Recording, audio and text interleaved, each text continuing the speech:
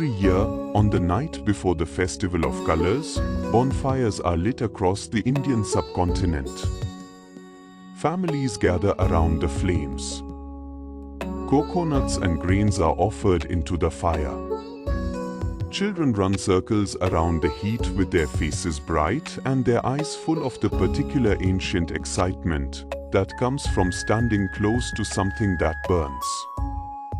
And if you ask why, if you stop and ask any one of the millions of people standing around any one of those fires what exactly they are commemorating, the answer you receive will contain the name of a child. Not a warrior, not a king, not a god in his recognizable form. A boy. A boy who sat in a fire and came out the other side. What most people who stand around those holy bonfires have never been told is the full truth of what happened in those flames, the layers of the story that make it not simply a miracle to celebrate but a teaching to carry. Because the story of Prahlada and Holika is not, at its core, a story about divine protection saving an innocent child from a wicked aunt. It is a story about what happens when a father turns against his own son for the crime of love, when a boon is given with a condition its recipient refuses to read, and when a child who has decided what he believes stands in the exact center of the thing designed to destroy him and simply does not move. By the time this story ends, you will understand why the fire went the way it did. And you will understand why every bonfire lit in its memory is not just a celebration of survival, but a declaration that what is true does not burn. I am your host, Guru Acharya, and I welcome you all to this exciting new episode of the channel, The Eternal Odyssey, where we explore the stories of myths and fantasies. Chapter 1: The King Who Declared Himself God. To understand why a father would try to kill his own child, you must understand the father. Hiranyakashipu was not simply a powerful demon king, he was a being who had bent the rules of cosmic reality to their breaking point and had emerged from that bending convinced that reality itself was now subject to his will.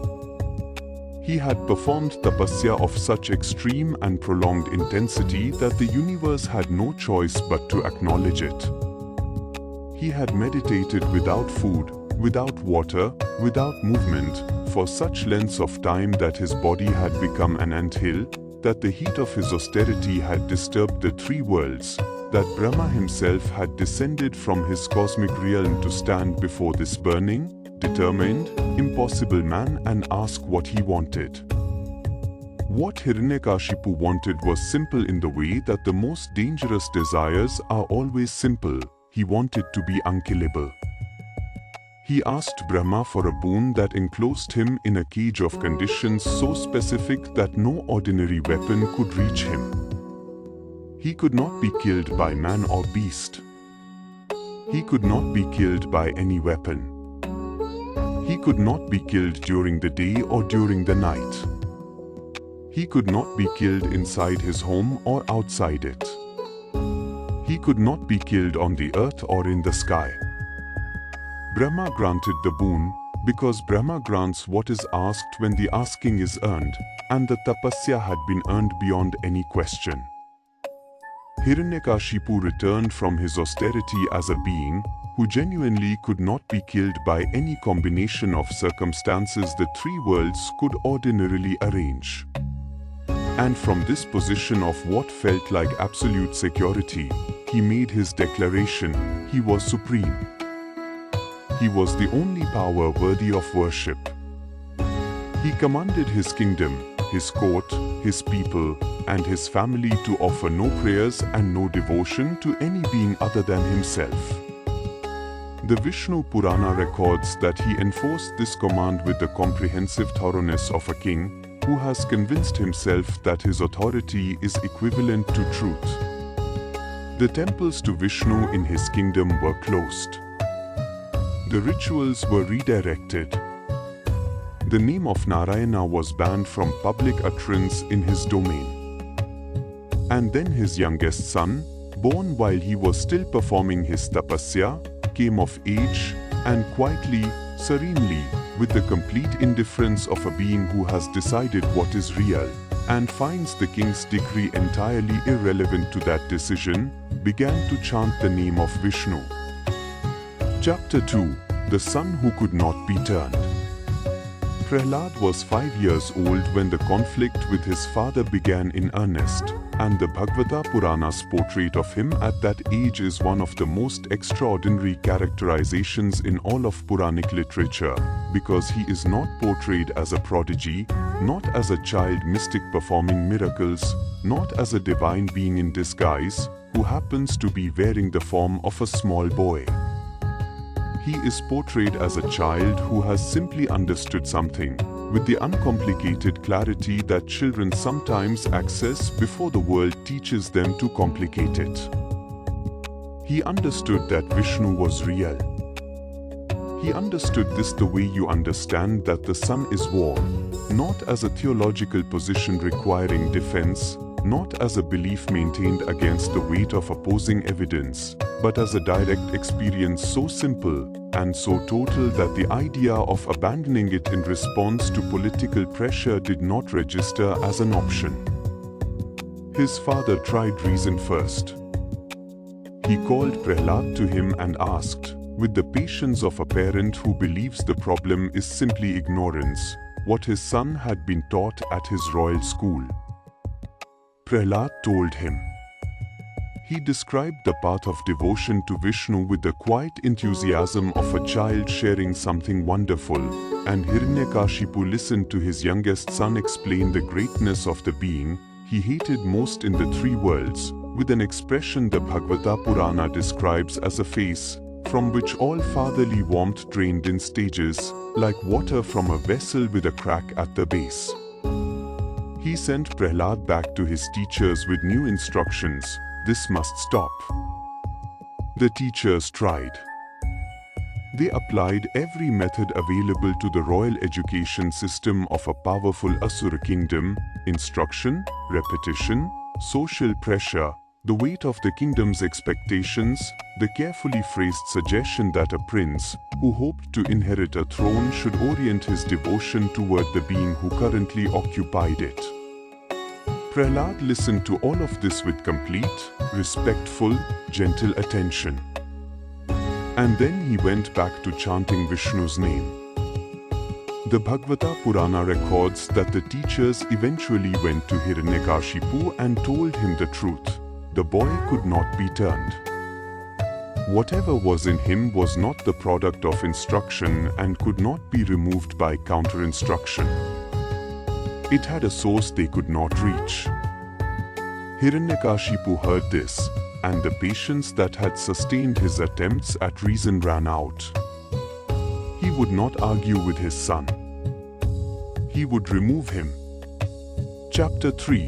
The Attempts That Failed. What followed was a sequence of attempts to kill a child that the Bhagavata Purana records with the unflinching completeness of a text that understands the importance of showing exactly how far a being can travel from its own humanity when power and pride combine with hatred. Hiranyakashipu's soldiers threw Prahlad from a cliff. The Bhagavata Purana records that the earth caught him, that the fall that should have shattered his body against the rocks below was interrupted by a gentleness in the ground itself, as though the earth recognized who was falling and adjusted its hardness accordingly. He was thrown into a pit of venomous serpents. The snakes that had been placed there to kill him instead surrounded him like garlands, their hoods spread above his head in the instinctive gesture of protection that the tradition attributes to the presence of the divine. He was trampled by war elephants, massive, trained battle animals, whose function was precisely the reduction of resistant enemies to nothing, and emerged unmarked from beneath their feet, while the elephants themselves turned away in confusion, as though the boy's body had simply refused to be the kind of thing that elephants can destroy. He was thrown into fire. Not for the last time, and not yet in the circumstances that would become the event the entire story has been building toward, but tested with ordinary fire, fire that burns ordinary children, and found, again, to be something other than ordinary. Through every attempt, Prahlad did not fight back. He did not run. He did not pray for rescue with the specific, transactional urgency of someone cataloging the danger and submitting a formal request for intervention. He simply remained in his understanding that Vishnu was real, that Vishnu was everywhere, that the substance of his devotion was not a strategy for survival, but the simple truth of what he knew, and the universe organized itself around that understanding in ways that left his father increasingly baffled and increasingly furious. Because Hiranyakashipu was a man who had made himself unkillable through extraordinary effort and supernatural boons, and his 5-year-old son was apparently unkillable through no effort at all, and the asymmetry of this was, in its own way, the most infuriating thing that had ever happened to him. Chapter 4: HOLIKA'S Boon and what it actually said. It was at this point, after the cliffs and the serpents and the elephants and the fire and the steady, unbroken, 5-year-old serenity of his son emerging intact from each attempt, that Hiranyakashipu turned to his sister. Holika was not a villain in the uncomplicated sense. The Bhagavata Puranas treatment of her is more nuanced than the popular telling usually captures, because the tradition is careful to preserve the precise nature of the boon she possessed, and the precise condition attached to it, because both matter enormously to what happened in the fire. Holika had received from Brahma a cloak, sometimes described as a shawl, sometimes as a garment of divine fabric, that conferred on its wearer immunity from fire. If she wore this cloak, fire could not harm her. This was her boon, specific, conditional, dependent on the wearing of the garment. What the popular retelling often simplifies is that the boon did not make Holika herself immune to fire. It made the wearer of the cloak immune to fire. The distinction is precise and the tradition preserves it deliberately, because the distinction is exactly what made the bonfire go the way it did.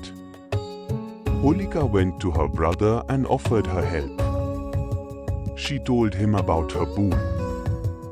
She would take Prahlad into the fire with her. She would hold him in her lap, wrapped in her arms, surrounded by flames, and the cloak would protect her, while the fire did what fire does to an unprotected child. It was, by any military assessment, the cleanest solution yet attempted. It required no weapon, no soldier, no animal, no poison. It required only a fire and a woman with a divine garment, and the willingness to use both. Hiranyakashipu agreed. The pyre was constructed. The day was set. And Prahlad, when told what was going to happen, that his aunt would take him into the fire, responded with the consistency that had characterized his response to every attempt on his life. He accepted what was coming, returned to his prayers, and continued chanting the name of Vishnu with the calm of someone who has already decided that his safety is not the most important thing about him. Chapter 5: The Child Who Sat Down in the Flames. The pyre was lit in public. This detail is important. Hiranyakashipu did not arrange this quietly or privately. He assembled his court, his people, witnesses from across his kingdom, because the lesson he intended the fire to deliver was not just for Prahlad. It was for everyone watching. This is what happens to those who defy the king's command. This is what devotion to Vishnu costs. This is the end of the story for anyone who chooses the wrong object of worship. The crowd gathered. The fire was enormous, a royal pyre, built with the thoroughness that a king brings to a public demonstration. Holika walked into it carrying her nephew in her arms. She was wearing the cloak. The plan was complete in every detail. And then something happened that the Bhagavata Purana describes with the particular precision of a text recording a fact, rather than constructing a symbol. A wind came. It is sometimes described as a sudden gust, sometimes as a divine wind with specific intention, but in every account its effect is the same: the cloak moved. Whether blown from Holika's shoulders by the wind, whether drawn by the devotion of the child she was holding, whether simply claimed by the force that was protecting Prahlada, in the same way it had arranged the earth to catch him, and the serpents to garland him, and the elephants to step aside, the cloak transferred. It left Holika. It wrapped itself around the boy in her lap. And in the instant that the divine fabric settled around Prahlada's shoulders, the terms of the boon became active in the only direction the boon had ever been able to go. The cloak was on the wearer. The fire could not touch the wearer. Prahlada sat in the center of the flames, covered in Holika's own divine protection, and felt the heat the way you feel sunlight, present, warm, real, but not a danger. Holika, stripped of the boon she had arrived with, understood what was happening before the fire reached her. The Bhagavata Purana is restrained in its description of this moment, and that restraint is correct, because what happened to Holika in those flames was not the climax of the story. It was the consequence of a condition she had not read carefully enough. The boon was never unconditional. The immunity was never hers in the absolute sense she had believed. And the universe, which does not grant boons carelessly and does not attach conditions without meaning, allowed the condition to express itself in the only moment it had ever been destined to matter. Chapter 6: What Prahlada was doing while the fire burned. The single detail in the Prahlada story that the devotional tradition returns to most consistently, the detail that the Bhagavata Purana treats as the true heart of the miracle, is not the cloak transferring. It is what Prahlada was doing while the cloak transferred. He was chanting. He was not bargaining with Vishnu for survival. He was not performing the frantic, specific prayer of someone who needs a particular outcome and is naming that outcome as clearly as possible in hopes of divine compliance. He was doing what he had been doing every day of his life, since he was old enough to understand what the name of Vishnu meant. He was simply saying it, over and over, with the total presence of a being who has found the one thing worth saying, and is saying it without any agenda beyond the saying itself. This is the theological crux of the entire story, and the Bhagavata Purana is deliberate about placing it at the center, rather than allowing it to be overshadowed by the drama of the cloak and the fire. The miracle of Prahlada's survival was not produced by a special prayer, said in a special way at the exact moment of maximum danger. It was produced by a lifetime of devotion so consistent and so unconditional, that by the time Holika carried him into the fire, the protection was already there. It had been there through the cliff and the serpents and the elephants. It had been there in the classroom, when the teachers tried to redirect his understanding. It had been there when his father looked at him across the throne room with eyes that had stopped seeing a sun and started seeing an obstacle. The divine protection that expressed itself as a cloak settling around a child's shoulders in a bonfire was not a rescue arranged at the last moment. It was the visible form of something that had been surrounding Prahlada continuously, invisibly, since the first time he spoke the name he would never stop speaking. The Bhagavata Purana teaches through this detail that true devotion is not a strategy. It is not something you perform when you need results and set aside when the results have arrived. It is a continuous state of orientation, the ongoing, unconditional turning of the whole self toward what is real, and the protection it provides is not the protection of an insurance policy activated in an emergency, but the protection of a relationship that was never absent even when it was not visible. Chapter 7: The Morning After and the Father Who Ran Out of Options. When Prahlada walked out of the fire, the crowd that had gathered to watch his death watched something else instead. He walked out calm, he walked out unburned. He walked out with the same expression he had carried into the flames, the expression of someone who has not been surprised by what happened, not because he was confident in a specific outcome, but because he had long since stopped organizing his inner life around outcomes. Hiranyakashipu stood at the edge of the pyre and looked at his youngest son, who had just survived the most comprehensive attempt yet made on his life, with his face clean and his voice still shaping the syllables of Vishnu's name, and something shifted in the king's face that the Bhagavata Purana describes with careful restraint. It was not repentance. Hiranyakashipu was not a man available for repentance at this point in his story. It was not grief, though somewhere below the layers of pride and rage, grief for what had happened between himself and his son might have existed. What it was, the text suggests, was the particular quality of fury that arrives when every strategy has been exhausted, when the cliff and the serpents and the elephants and the fire and the plan with the boon have all produced the same impossible result, and the mind that has been generating strategies finds itself at the end of its own capacity. He asked Prahlada, with the directness of someone who has stopped performing patience, where this power was coming from. "Is it in the pillar of my palace?" he demanded. "Is your Vishnu hiding in the stone of my own palace?"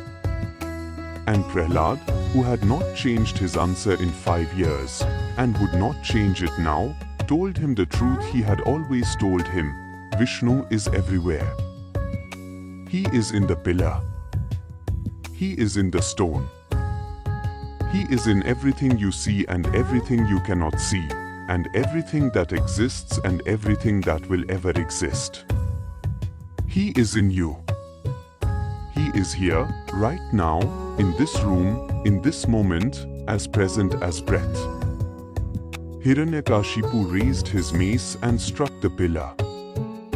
And from within the stone, with the sound that the Bhagavata Purana describes as the sound of all the ages cracking open simultaneously, emerged the form that no boon had anticipated and no protection could survive, half man, half lion, standing at the threshold between inside and outside, appearing at the hour that was neither day nor night, holding in its hands the one being in the three worlds, who had taught himself beyond the reach of consequence.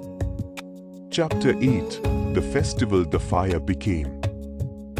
The bonfire that Holika lit to kill Prahlada became, in the centuries and millennia that followed, the bonfire that the tradition lights every year on the night before Holi, to remember what happened in the flames. This transformation, from a pyre of intended murder to an annual festival of divine victory, and the arrival of spring, is one of the most beautiful acts of collective cultural memory in the entire Indian tradition. Because what Holi celebrates, when it is celebrated in its full meaning, is not simply the story of a child who survived. It is the principle the child's survival demonstrated, that devotion which is real and unconditional cannot be burned. The tradition has encoded this principle in every element of the festival.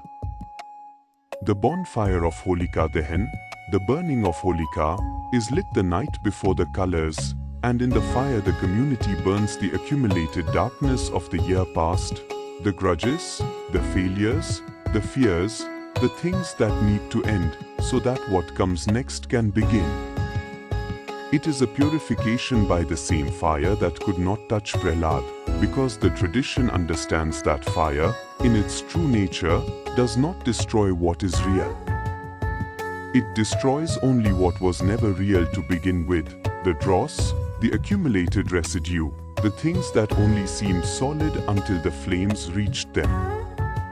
And then the morning of Holi comes, and the colors are thrown, and the festival becomes exactly what a 5-year-old child's face suggests when he emerges from a fire that was built to kill him, pure, inexplicable, unearned joy.